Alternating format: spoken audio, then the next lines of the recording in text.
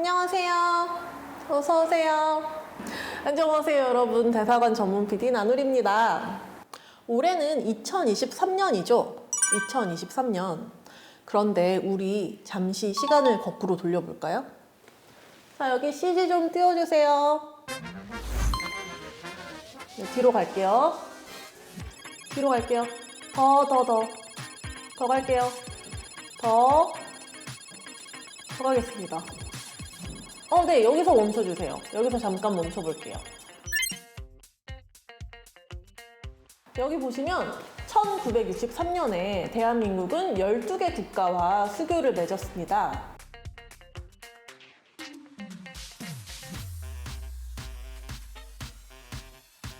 이 중에서 우리는 오늘 캐나다에 대해 이야기를 해보려고 합니다. 더 정확하게는 한국과 캐나다의 관계에 대해서요. A country that boasts a massive landmass 45 times the size of the Korean peninsula. A country considered one of the 8th largest economies in the world. A country that has accepted various races, religions, and cultures since the Canadian Bill of Rights was passed in 1960. A country serious about maple syrup as it even has the maple leaf on its national flag. It is Canada. Although we are so far apart, Korea and Canada are actually pretty close. How do we know?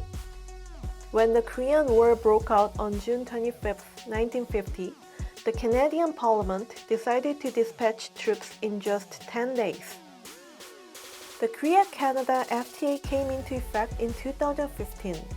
For Canada, Korea was the first Asian country it signed an FTA with. Diplomatic relations continued to be upgraded. As the Korean community took root, the number of Korean Canadians making a name for themselves in Canada is increasing. There is another famous person that is connecting Korea and Canada. It is none other than figure skating queen Kim Yuna. I still vividly remember the moment when Kim Yuna won the gold medal at the 2010 Vancouver Winter Olympics. Kim Yuna is also serving as an honorary ambassador for the 60th anniversary of diplomatic ties between Korea and Canada. Korea and Canada. This is what we call a close friendship. In celebration of the 60th anniversary of Korea and Canada's bilateral relations, let's turn back the clock to 1963 and take a closer look at the relationship between Korea and Canada from then until now. To do this, we've invited some very special guests on Diplomat Talks. The place where we decided to meet is right here, the Canadian Embassy.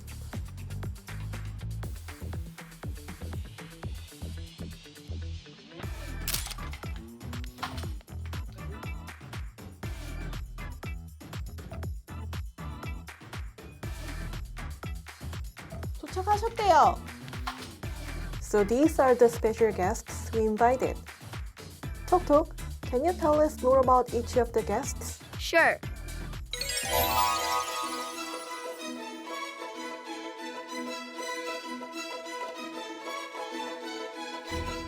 He was the first Canadian astronaut to fly in space as a payload specialist on Shuttle Mission 41G in 1984. He has also had two high schools named after him, Mark Garneau Collegiate Institute in Toronto and École Secondaire Mark Garneau in Trenton, Ontario.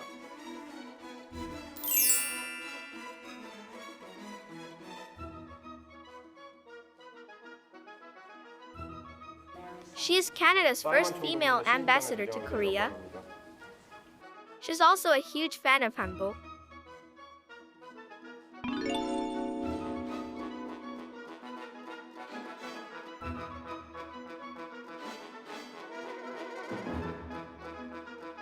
During his tenure as Deputy Minister of Foreign Affairs, he participated in signing an agreement on science and technology cooperation between Korea and Canada.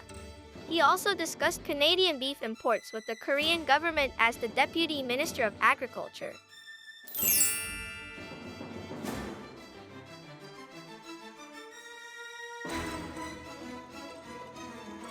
He's been posted to Korea 3 times and is a recognized expert on Korea, with a total of 11 years of experience working in Korea. He also has a special relationship with Arirang TV. He's appeared on several programs in the past. Penguin and lemming. Very good. Okay. A special interview for the 60th anniversary of the establishment of diplomatic relations between Korea and Canada begins now. So it is an honor to meet all of you. Thank you for being on our show.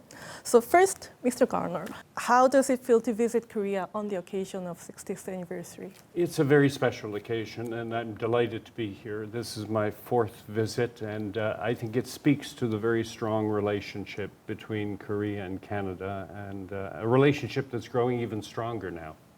And Mr. Edwards? Well, for me, it's coming back to Korea because I was here 30 years ago as ambassador. So every visit to Korea is enlightening. And every time I come, things have improved between our countries. And we're on the verge of something pretty special right now.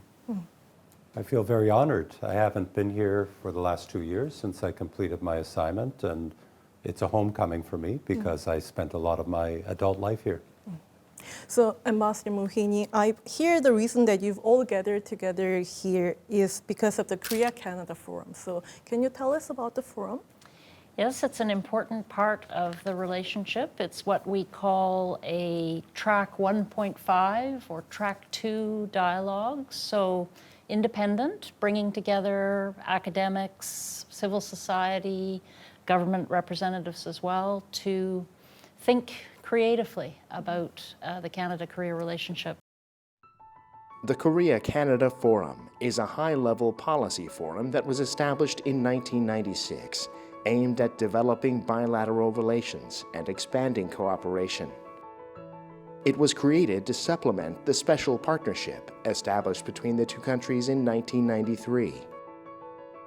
The first Korea-Canada Forum was held in Seoul, Korea in November 1996. And the second forum was held in Banff, Canada in September 1997.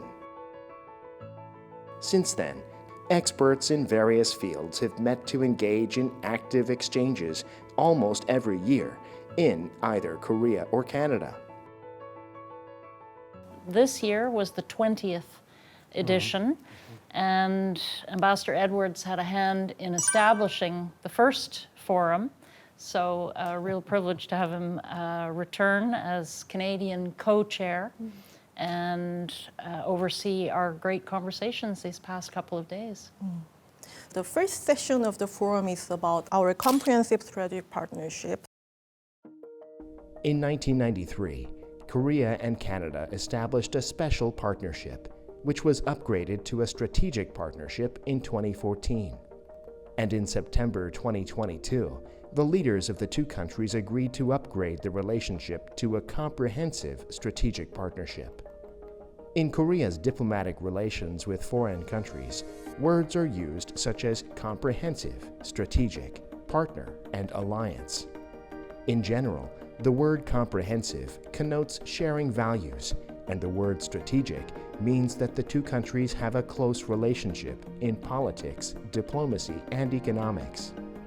So far, Korea has established comprehensive strategic partnerships with Canada, Peru, Denmark, Australia, Vietnam, and Qatar. So, what do you think is the significance of it? It is comprehensive. It encompasses all parts of the relationship, people-to-people ties, the economy, geopolitics, climate change, gender equality. It's strategic. It's about a conversation between two countries who have a huge amount in common and who need each other in order to navigate an increasingly complex geopolitical environment. And it is a true partnership based on all that has gone before, the incredible friendship built up over many years. It's really about how the two of us can work together, listening to each other, and helping each other solve our respective challenges. So you're all experts on Korea-Canada relations, so let me ask you this question. If you could pick one event that you think is the most important in the Korea-Canada relationship, which one would you pick? I would say it's the agreement that was signed between Korea and Canada called the Comprehensive Strategic Partnership. I think that brings our relationship to a new high level. It is all part of the 60th anniversary, but also the president of Korea, President Yoon, came to Canada in September of last year. Our Prime Minister came to Seoul, Korea this May.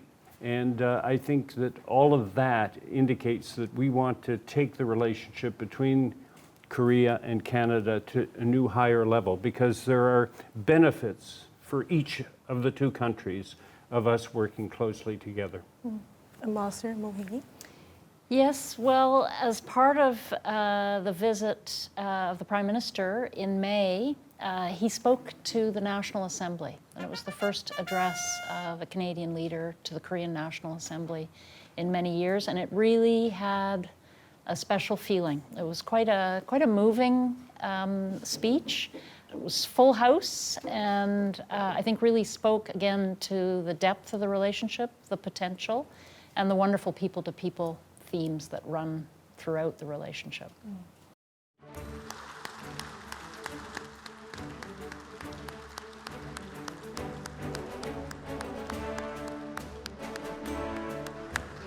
Hello everyone, 안녕하세요. We also share dynamic ties between our people, ties that are meaningful for me personally. You see, when my father was Prime Minister, it was he who opened the first Canadian embassy in Seoul in 1973. It is a fact that the son of the Korean ambassador to Canada on that day is now my senior policy advisor and with us today, Ben Chin. And if you're surprised by this story, you shouldn't be. That's the kind of thing that happens in Canada all the time. Every day, Canadians of Korean origin are enriching and shaping and building a stronger Canada. In Korean culture, the age of 60 signifies the completion of one cycle and the beginning of another. In the spirit of Hwang Gap, let us renew our shared commitment and start a new cycle of peace, prosperity, and sustainability as the very best of friends. 감사합니다. Thank you very much.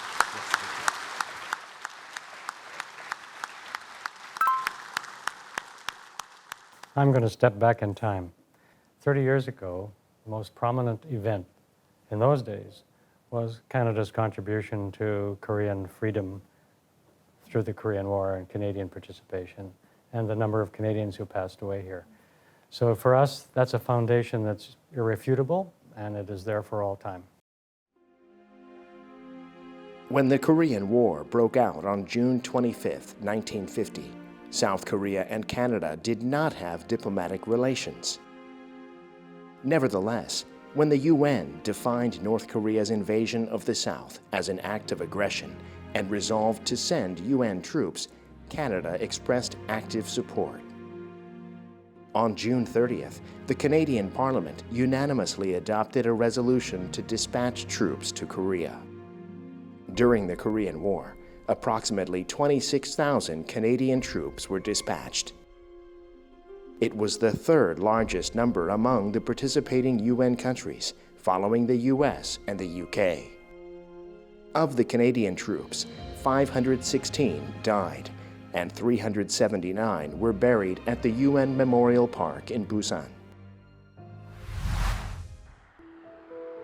And Korea still remembers the friendship and sacrifices Canadian troops showed us.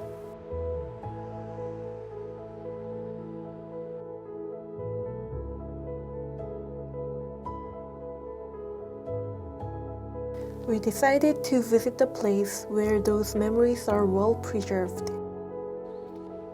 This is Gapyeongbuk Middle School, located in Gapyeong, Gyeonggi-do Province. The Battle of Gapyeong, considered one of the major battles of Canadian forces participating in the Korean War, took place right here in Gapyeong. The battle lasted for 3 days from April 23, 1951, when the soldiers of the 27th British Commonwealth Infantry Brigade won a major victory against the Chinese army, which was 5 times larger in size, in the Gapyeong Stream area while the Chinese army was expanding its breakthrough toward Gapyeong. And the Canadian War veterans who fought here have been sending scholarships to students at Gapyeongbuk Middle School every year since 1976. 그래서 가평구에 1등으로 들어가면 장학금 100만 원. 아일랜드 후보가 평생을 바쳐 이어온 70 전통은 이런 식으로 이후 해마다 44단 병사들에 의해 Although these students were born long after the end of the Korean War, they cherished the feelings that Canadian War veterans gave them. 먼 곳에서 장학금을 주셔가지고 조금 놀라긴 했는데 뿌듯하고 감사했어요. 처음에 받았을 때는 너무 놀라서 제가 받아도 될까라는 생각을 했었는데 그게 가치 있는 장학금이잖아요. 그렇다 보니까 그만큼 가치 있는 사람이 되자고 생각했어요. 죽음을 무릅쓰고도 우리나라를 지켜주시고 도와주셔서 많은 분들도 다 기억하고 있는 것 같고요. 학생들이 좀 잘 컸으면 좋겠다는 마음으로 장학금을 꾸준히 주시는 것 같아요. 항상 캐나다 참전 용사분들의 장학금 가치가 떨어지지 않도록 노력하자는 생각이 들었어요.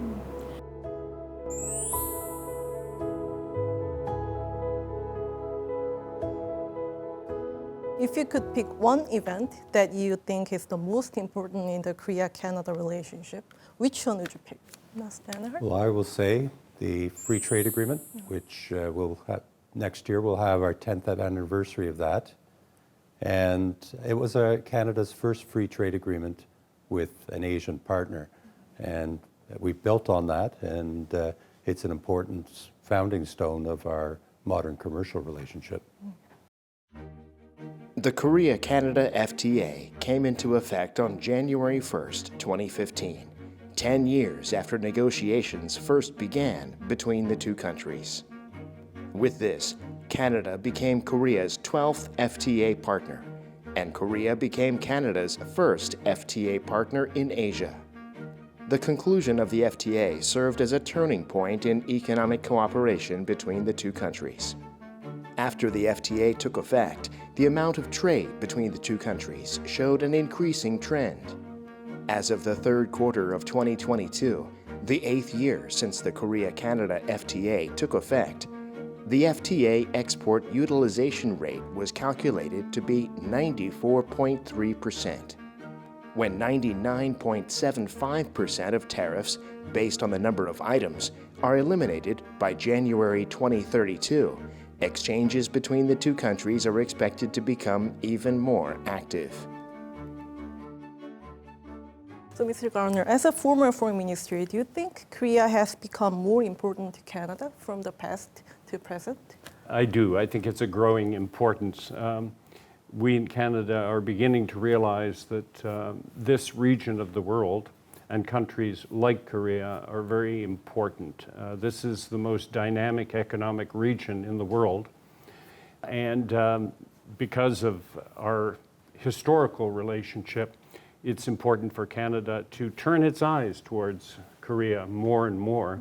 Not only are there benefits in terms of the trade that we do with each other and the investing that we do in each of our countries, I think that we also share certain common desires to ensure that what we call the rules-based law in terms of international trade and the free movement of goods, that those things are going to be able to continue. And it's in Canada's interests to create this stronger relationship with Korea because it serves both of our interests.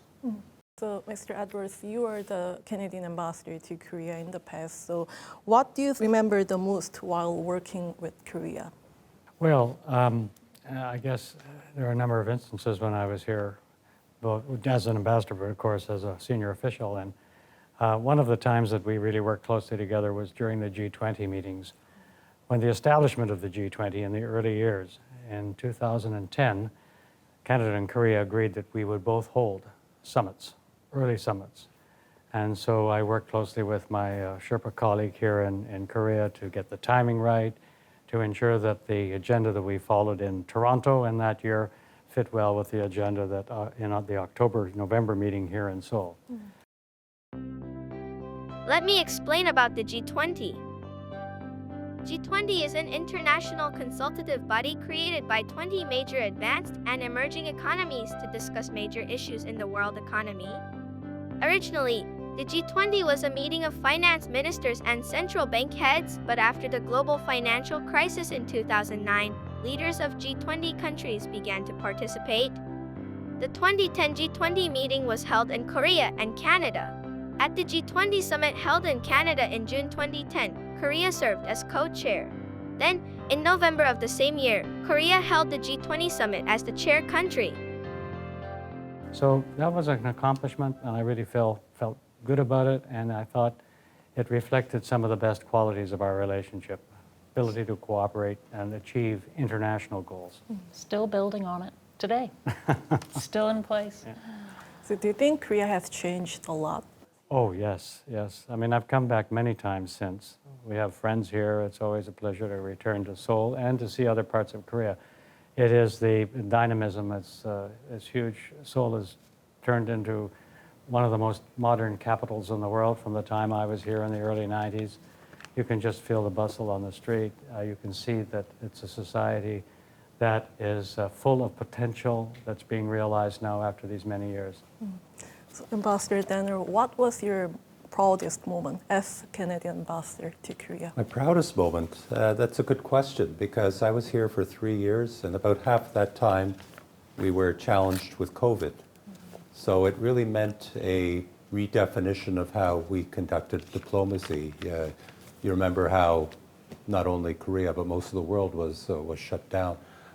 But I am proud of the fact that we remained open as an embassy, that we continued to provide services to the many Canadians who live here in Korea, and that we could provide some continuity in the lives of all our staff, both the Canadian and the Korean staff. So, Ambassador Mohini, after the inauguration of the Yuna administration, the leaders of Korea and Canada have met 4 times.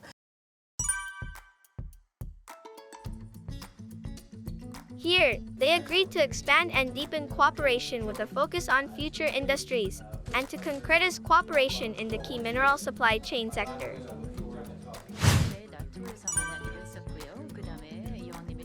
In September 2022, the two sides agreed to upgrade their relations to a comprehensive strategic partnership. Also, they reaffirmed their common goal of North Korea's complete denuclearization.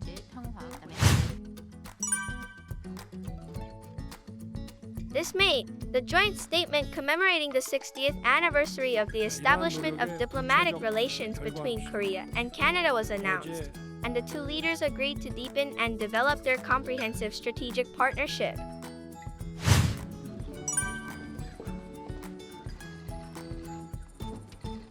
Here, President Yuna expressed gratitude for the Canadian government's preferential tax treatment for Korean companies operating in Canada in the EV battery field, and Prime Minister Trudeau expressed gratitude for Korea's dispatch of the Korean disaster relief team to help extinguish forest fires in Canada. So what do you think about the two leaders meeting frequently? I guess speaks to the nature of the relationship. We have good bilateral ties, but we also work together, as Ambassador Edwards commented, in other multilateral gatherings, G20, but where they most recently met was at the ASEAN conference. So shows that commonality of interest. It's so important to have that leaders' dialogue and understanding. It helps move relationships along. It gives us all a roadmap to help build out the partnership. So we really value that exchange. Very, very helpful. While having conversation with special guests about the 60-year relationship between Korea and Canada, I thought of the name of the space we were sharing. This is the Rojeda Hall Resource Center located at the Canadian Embassy.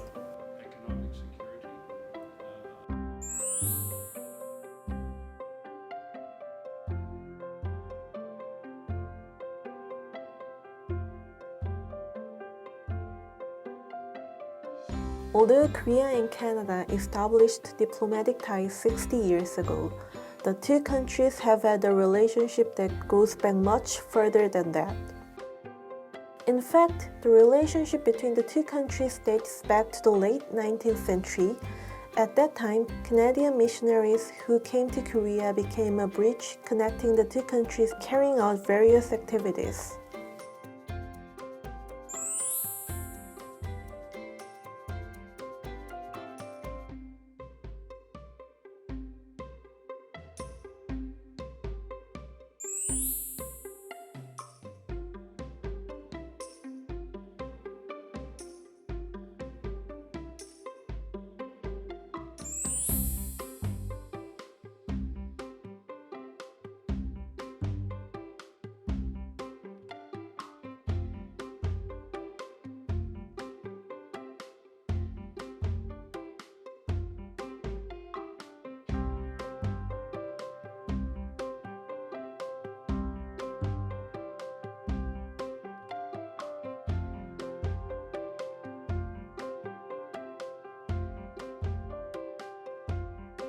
Thank you for doing this.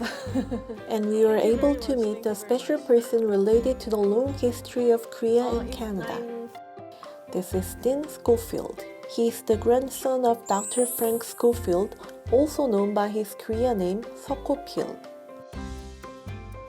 So what was Korea like to your grandfather? I think it was his home. He felt more at home there sometimes than he did here. That's why he wanted to be buried there. Even when he was here, my father often said that he walked around speaking Korean to himself because he didn't want to lose his Korean language skills. So he said, I hope people don't think I'm crazy, but he would walk around talking to himself in Korean. One of the things that he was always fighting for was anti-corruption.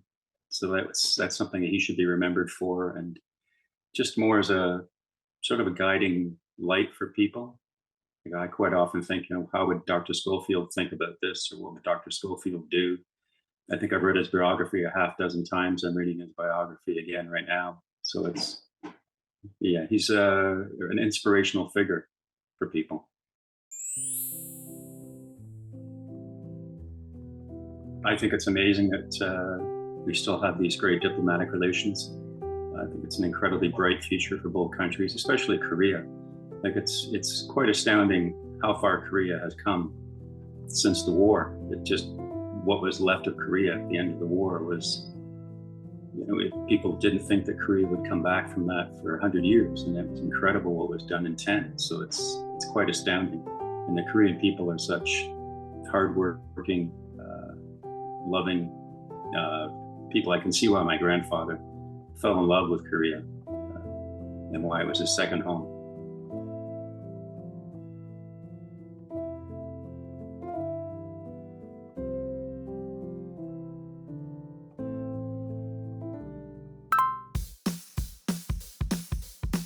We have brought together people who are difficult to gather in one place, so we can't send them away so easily, right?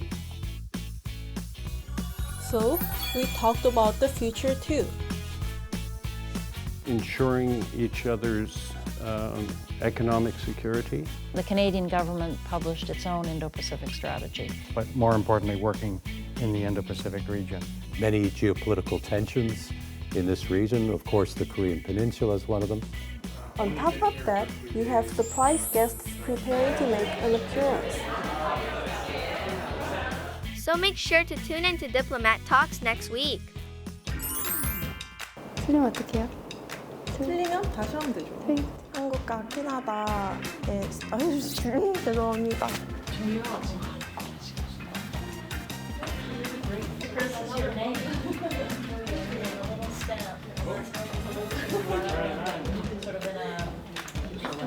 Yeah. Be a photograph with Alani if it wasn't.